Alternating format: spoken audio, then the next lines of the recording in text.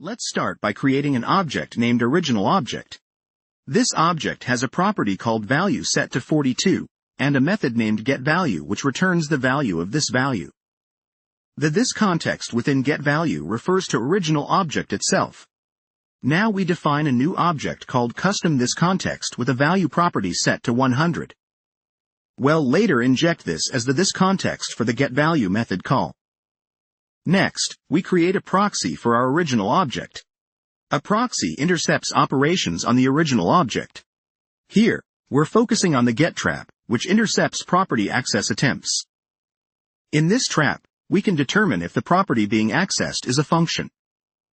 If the accessed property is a function, we return a new function. This new function uses the spread syntax to receive any arguments passed to it, and then uses apply to call the original function with custom_thisContext as this and the provided arguments. For properties that are not functions, we simply return the original property. We achieve this by using reflectGet, which provides the default behavior for accessing a property on an object. Finally, let's test our code.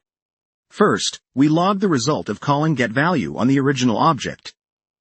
This will output 42, as expected. Then, we log the result of calling getValue on the proxied object. Surprisingly, this outputs 100, demonstrating that the thisContext inside getValue was successfully overridden with our custom thisContext.